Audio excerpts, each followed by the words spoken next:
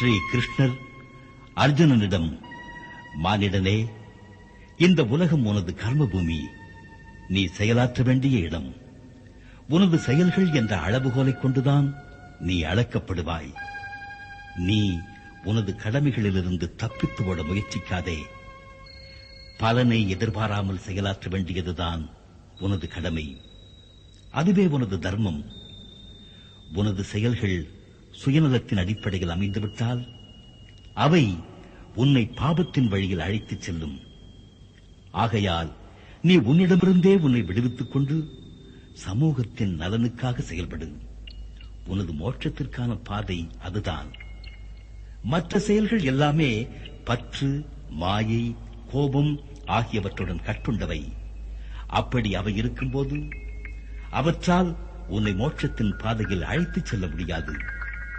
சமூகம் நலமுடன் இல்லாவிட்டால் அதில் வாழும் மனிதன் எப்பொழுதுமே நலமாக வாழ முடியாது. சமூகத்தின் கண்களில் கண்ணீர் வழிந்தால் உனது கண்களிலும் நீர் இல்லாமல் இருக்காது என்பதை உணர்ந்து கொள். மரங்கள் வெட்டப்பட்டுவிட்டால் பழங்கள் காய்க்காது, கிடைக்காது. கனிகளையும் நிழல்களையும் தருவது மரங்களின் கடமை. நீ இந்த சமூகத்தில் ஓர் அங்கம். உனது பாத்திரத்தை நீ உணர்ந்து கொள். உண்மையில் உன்னை நீ சமூகத்தின் தலைவனாக நினைத்துக் கொள்ளாதே. அப்படி நினைக்காமல் இருப்பது வரைதான் உனக்கு நலம். இந்த அறிவுதான் சிறந்தது. இதைத்தான் ஞானம் என்று கூற வேண்டும். ஸ்ரீ கிருஷ்ணர் ஞானம் சிறந்தது என்று கூறியவுடன் அர்ஜுனன் மீண்டும் குழப்பத்தில் ஆழ்ந்து கேட்டான், கேசவரே, நீங்கள் என்னை குழப்பி விட்டீர்கள். ஞானம் செயலை விட சிறந்தது என்றால் நான் இந்த பயங்கர செயலை ஏன் செய்ய வேண்டும்? ஏன் போர் புரிய வேண்டும்? முனிவனாக மாறி மௌனமாக ஒரு சமாதி நிலையை நான் ஏன் அடைந்துவிடக்கூடாது? நன்மைக்குண்டான வழியை உங்களிடம் நான் கேட்டு தெரிந்து கொள்ள விரும்புகிறேன். எனக்கு வழிகாட்டுங்கள் கேசவரே என்றான். அதை கேட்ட நாராயணன் புன்முறுவல் பூத்து, அபிச்சேதசி பாபேபியः சர்வேபியः பாபகிருத்தமः சர்வம் ஞான ப்ளவேனைவ விருஜினம் சந்தரிஷ்யசி. நீயும் ஞானம் எனும் படகில் அமர்ந்து பாவத்தின் கடலை கடந்துவிடு. இதை புரிந்துகொள் பார்த்தா. எவ்வாறு நெருப்பு எல்லாவற்றையும் எரித்து சாம்பலாக்குகிறதோ அதே போல ஞானத்தின் அக்னி, கர்ம பலனின் இச்சை, பணி முடிவடையாவிட்டால் உண்டாகும் குரோதம், அந்த குரோதத்துடன் சேர்ந்து உண்டாகும் மோகத்தை எரித்து சாம்பலாக்கி விடுகிறது. பார்த்தா, இந்த மந்திரத்தை இறுதி வரை நினைவில் கொள். இந்த புவியில் ஞானத்தைப் போல தூய்மையாக்கக்கூடியது எந்த வஸ்துவும் இல்லை, எந்த தத்துவமும் இல்லை. ஞானமே அனைத்திலும் சிறந்தது. அக்ஞேஷாஸ்ரத்தானஸ்ச சம்சயாத்மா வினஷ்யதி நாயம் லோகோஸ்தி ந பரஹ ந சுகம் சம்சயாத்மனா. எவன் அஞ்ஞானியோ, முயற்சி இல்லாமல் உள்ளானோ, எப்படிப்பட்ட விஷயத்திலும் சந்தேகப்படுகிறானோ, சந்தேக பிராணியாக அவன் நசிந்து போய்விடுகின்றான். அவனுக்கு இந்த லோகத்திலும் சுகமில்லை, அந்த பரலோகத்திலும் தான். எனவே பரதனே, சந்தேகங்களை விட்டுவிடு. உன்னுள் நிலை பெற்றுவிட்ட அந்த ஞானியை எழுப்பிவிடு. ஞான யோகியாக மாறு, ஞான யோகியாக மாறு. இதை புரிந்துகொள். ஞானத்தின் கடைசி எல்லையானது கர்ம சந்நியாசம். கர்ம சந்நியாசம் தவிர கர்ம யோகம் எவ்வாறு இரண்டையும் புகழ்கிறீர்கள் கேசவா? இவ்விரண்டும் ஒன்றோடு ஒன்று மோதுவதில்லை. இரண்டுமே நன்மை பயக்கக்கூடியது. இருப்பினும் இவ்விரண்டில் சிறந்தது கர்மயோகம். அது ஏன்? அது எவ்வாறு? எவன் துவேஷம் பேராசையில் இருந்து மேலெழும்பி கர்மம் செய்கிறானோ அவனே நித்திய சந்நியாசி. வாழ்க்கையில் எல்லாவற்றையும் துறந்து இவ்வுலக பந்தங்களிலிருந்து விடுபடுகின்றான்.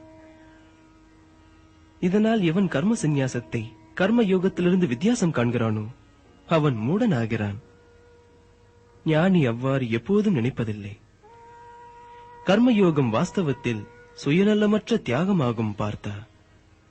இதனால் கர்மயோகம் இல்லாமல் கர்ம சந்நியாசம் கிடைப்பது நிச்சயம் நடக்காது. கர்மயோகிக்கு தத்துவத்தின் ஞானங்கள் புரிகிறது.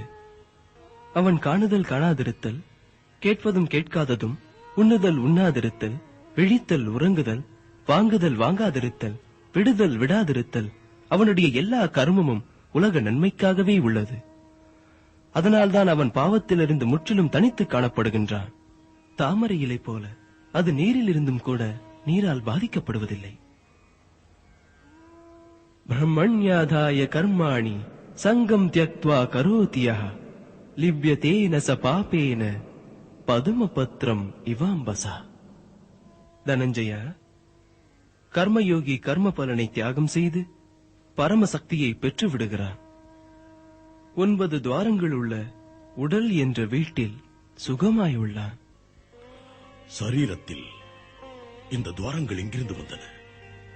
மகாராஜா, வாசுதேவ கிருஷ்ணர் 2 கண்கள், 2 காதுகள், மூக்கின் நாசிகள், வாய், உடலின் கழிவுப் பொருள் அகற்றும் 2 இடங்கள் ஆகியவற்றை அவர் குறிப்பிட்டு சொல்கிறார். அவர் சொல்வதின் பொருள் என்னவென்றால், வெறும் நிஷ்காம கர்மம் செய்யக்கூடியவனின் ஆன்மாதான் அவன் சரீரத்தில் நலமாய் வாழும். ஏனெனில் ஆன்மா மோகத்தின் பனிமூட்டத்தில் நலமாக வாழ இயலாது. இதை பற்றி நான் சிந்திக்கவே இல்லை சஞ்சயா. மனிதன் இதை யோசிப்பதை விட்டிருக்காவிடில் மகாராஜா, வாசுதேவ கிருஷ்ணனுக்கு இதை சொல்ல வேண்டிய அவசியம் இருக்காது. 9 துவாரமுடைய வீட்டிலிருந்து இனி முன்னேறு சஞ்சயா.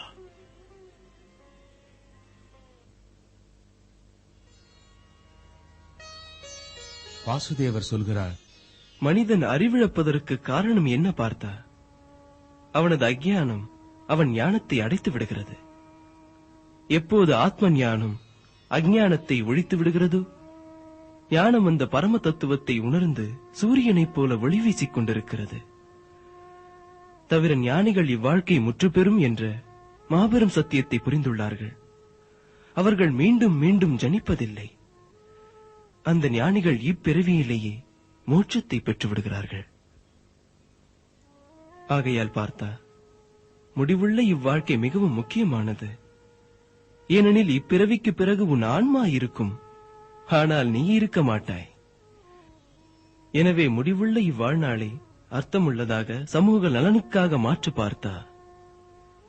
ஞானம் என்பது ஒரு ஒளி. இந்த ஒளியை நீ பெற்றுக்கொள். நீ அவ்வாறு செய்துவிட்டால் எந்த பிரமையில் நீ மாட்டிக்கொண்டிருக்கிறாயோ அதிலிருந்து தப்பித்து விடலாம்.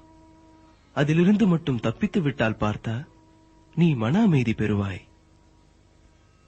தனஞ்சயா, அமைதிக்கான நேரான பாதை யாம்தான். எவர் எம்மை வேள்வியின் குறியாக, அனைத்துலகின் சுவாமியாக, தவிர எல்லா பிராணிகளின் நேசனாக நினைக்கிறார்களோ அவர் மன அமைதி பெறுவார். என்னை நீ உன் நேசனாக நினைத்திருந்தால் பார்த்தா, உடனே எம் சொற்படி யுத்தம் செய். ஏனெனில் இந்த யுத்தம் செய்யாமல் உனக்கு மன அமைதி கிட்டாது. உன் கடமையிலிருந்து தப்பிக்க பார்ப்பது மன அமைதி பெறுவதற்கான பாதை அல்ல பார்த்தா. இந்த யுத்தம் உன்னுடைய தர்மம். நீ உன் தர்மத்தை நிலைநிறுத்து பார்த்தா. இதன் முடிவை பற்றி சற்றும் யோசிக்காதே. யார் இருப்பார்கள், யார் இறப்பார்கள் என்பது உன் பிரச்சனை அல்ல. பார்த்தா, உலகம் எதை சந்நியாசம் என்கிறதோ அதை நீ யோகமாகக் கொள். தவிர சந்தேகம், துவேஷம், பேராசை இவற்றிலிருந்து விடுபட்டு யுத்தம் செய். இவை அனைத்தையும் துறக்காமல் எவனும் யோகியாக இயலாது. உத்தரே தாத்மனா ஆத்மானம் ந ஆத்மானம் அவசாதையே ஆத்மைவ ஹ்யாத்மனோ பந்து ஆத்மைவ ரிபுராத்மனः. மனிதனின் கடமை யாதெனில் தன் வீழ்ச்சியை தடுக்க வேண்டும், தாமே முன்னேற முயற்சிக்க வேண்டும். மனிதன் தனக்குத்தானே நண்பனுமாவான், எதிரியும் ஆவான். எவன் ஒருவன் தம்மை, தன் மனதை, தம் இந்திரியங்களை தன்வயப்படுத்துகின்றானோ அவனே அவனுக்கு நண்பன்.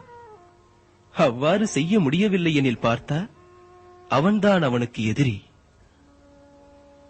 எவன் ஒருவன் குளிர் வெப்ப காலத்தில் சுக துக்கம் மான அவமானத்தில் அமைதியாயிருக்கிறானோ, ஒரு நிலையாயுள்ளானோ, அந்த ஜிதேந்திரிய புருஷன் என்றுமே பரமாத்மாவுடன் ஒன்றியிருக்கிறான்.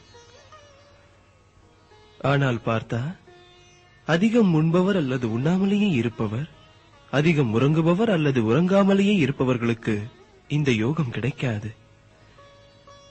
வாழ்க்கை ஒழுக்கத்தின் மறு உருவம். ஒழுக்கமாக வாழுகின்ற மனிதர்களின் யோகம் அவனது துக்கங்களை அழித்து விடுகிறது.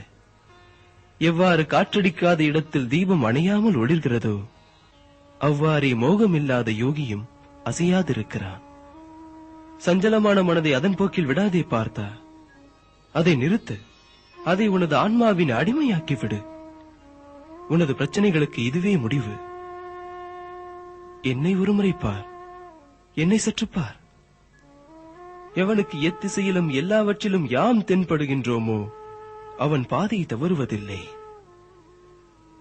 எவன் எம்மை மறப்பதில்லையோ யாமும் அவனை மறப்பதில்லை.